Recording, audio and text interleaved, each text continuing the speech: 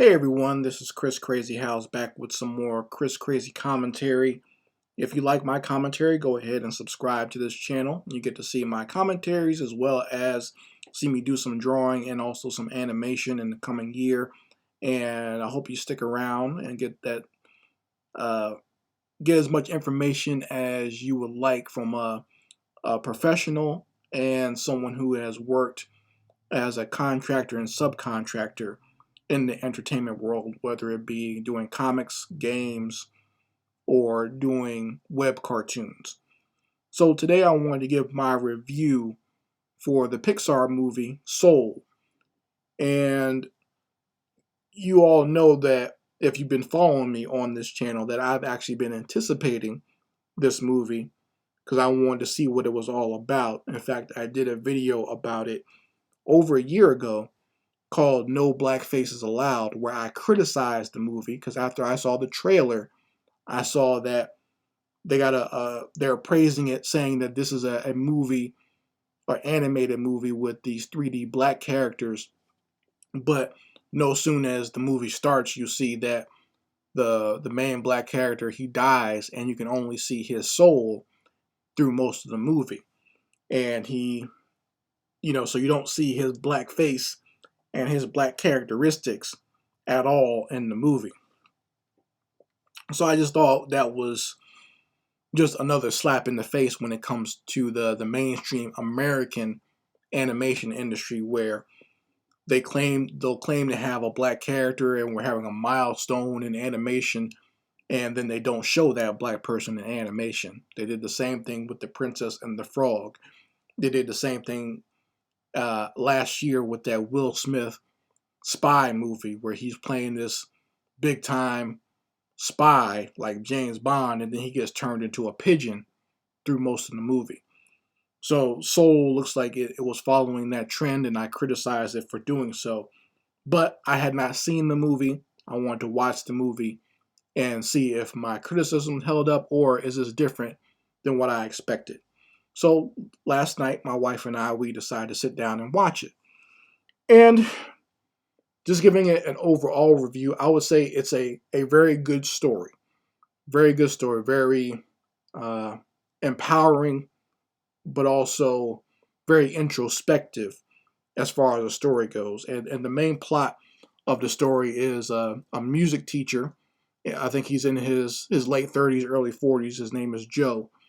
And he just got offered a job to be the full-time music teacher at the school. And it looks like he's teaching like middle school kids in their jazz band. But his dream has always been to be a real like jazz musician, like not to just be working at a school and just doing a gig here and there. He wants to be doing jazz full time. And so, he's still looking forward to that at some point. And through one of his former students, he gets the opportunity to play with this uh, sister who's a famous jazz musician. He gets a chance to play with her. He'll be on the piano while she'll be playing the saxophone. So he gets an opportunity to do so, and he has to be there that night to do it. But while he's talking on the phone and telling people the great news that he has this gig with this famous jazz musician, he falls down a manhole and winds up dying. So then his soul is starting to go to heaven, and he's trying to figure out a way to get back to his body so that he can, because he feels that he now has the opportunity that he always wanted throughout his life, and he's going to miss it by dying. So he wants to get his soul back into his body. And as every American animated movie goes, hilarity ensues. He meets another soul that has not gotten into a body yet, a young soul whose just name is 22, and that's voiced by the comedian Tina Fey. And both him and her he promises to be her mentor before she can get a body for herself. But in exchange, he wants to take her ticket to go back down to earth and get back to his body.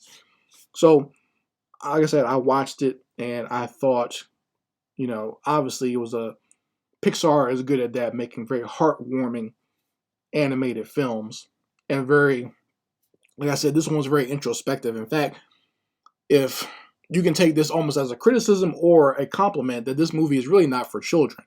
I don't think children will truly appreciate this movie as much as an adult will, especially an adult who's about my age, who's at the same age as the main character, Joe Gardner, who's, like I said, in his late 30s, early 40s. And, I don't think this is definitely not a movie for kids. I think adults will appreciate this more. But also, I've noticed that a lot of artists seem to love this movie. A lot of my art peers who do independent comics or who do animation or games or whatever, they seem to love this movie. This movie speaks to them. And I understand that. And for me, it did not hit me in that way. I understood it. I can understand that it was trying to speak to me, but the reason it did not get me too excited was the fact that I've been in that position that the main character was in, and I've kind of passed that now. I've kind of surpassed that time. And I don't say that to make it sound like I'm some great guru or in understanding life and my art and how it all meshes together. But I just said I've made it over that hump. So maybe some people who see this, maybe they've not made it over that hump, or maybe they see themselves in that main character, who's someone who always had a dream of doing some sort of artistic endeavor, whether it be a musician or an artist or a comic book artist or an animator, but they never reached the height that they wanted to reach. They've always kind of had to settle for something else in life. And, kind of having this revelation about what truly makes you happy in life. Because spoilers for the end of the movie, if you haven't seen it yet or you plan on watching it and you don't want spoilers, you might want to leave this video at this point. But I'm going to give spoilers as to what happens in the film later on so I can continue my review properly. So spoilers for the end. He does eventually get back to his body, and he makes that jazz appointment with the famous jazz musician. He gets to play there, and he has a great set, and he's invited back to play with that band again. But he feels like he has not really been fulfilled. This is a goal of his, and he does it, but there's nothing. He doesn't have this great elation that he thought he would have, and eventually he gets to the point where he realizes that there are other great aspects into his life. He was just concentrating on this one thing for so much, he was overlooking the other great things in his life. And I thought there was a very beautiful scene where he's playing the piano with him by himself, and he starts remembering all these just little moments that we all have as people. Like there's and I always pay attention to these moments, unlike a lot of people do. I like to live in certain moments because I want to remember them later on. And, I just see it as a beautiful moment and I want to keep it with me. But, he's remembering like seeing the sunset while he was riding the train and smiling, eating a good piece of pie that he had, like sitting down at a restaurant having a good piece of pie, sitting next to his father, who was also a musician. And you can see his father was very old, but his father was the one that fostered the love of music in him. And, just sitting there with his dad, and you can see his dad maybe is getting ready to pass away. So that's what I'm saying. Like you remember those little moments, him sitting on the beach and letting the water hit his feet.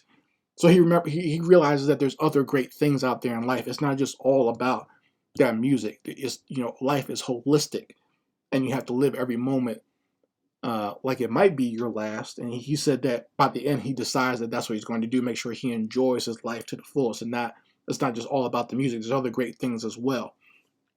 So, or other great things other than him just playing music in a band. You know what I mean? So, other artists can relate to that, and they seem to gravitate towards the movie because of that.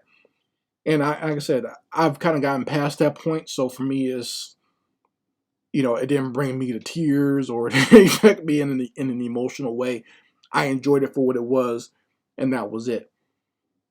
So in that regard, the movie is very positive, and I can see why people like it. On to the point of, this being Pixar's quote unquote black movie where they showcase black people.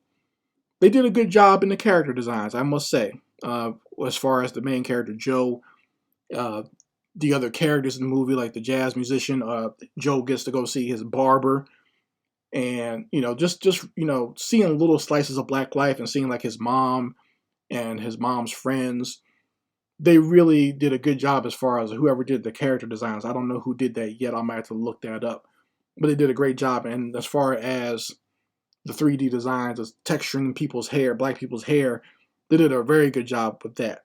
So in that regard, they did a good job in the designs for the movie. I even saw someone make the post that, oh man, Pixar, they did some real black folks in this movie. And that post kind of irked me a little bit, only because I'm a black person, a black artist who has been drawing black people for God knows how long. And I'm sure if you're a black artist, you might understand this. You know, uh, when you see your average black person get excited about something in the mainstream, but you've been doing it forever, and no one paid attention to you in the same way because you're just you. You're not Pixar. You're not Disney. You're not Marvel. So people don't pay attention to you. But when Marvel or Disney does it, or some white folks do it, then black people have you know, they get excited when they see that, and they just get all flutter in their hearts when they see that.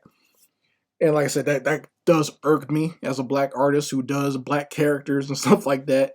When black people get overly excited about things that the mainstream makes for them, when the mainstream throws them a bone, they get very happy. It's kind of like when Marvel came out with the Black Panther.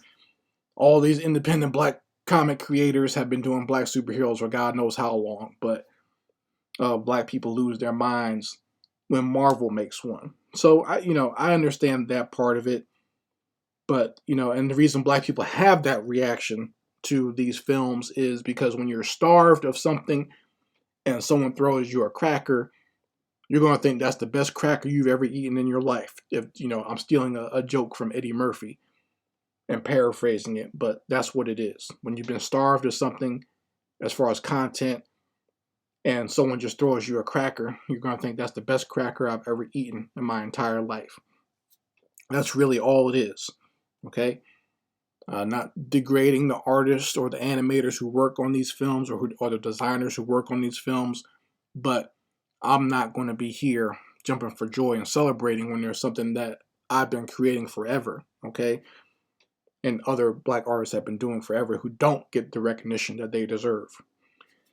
So on to the last part of my review is just the controversy of it, as far as you have this main character who's black, and then they literally take his blackness away right at the beginning of the movie.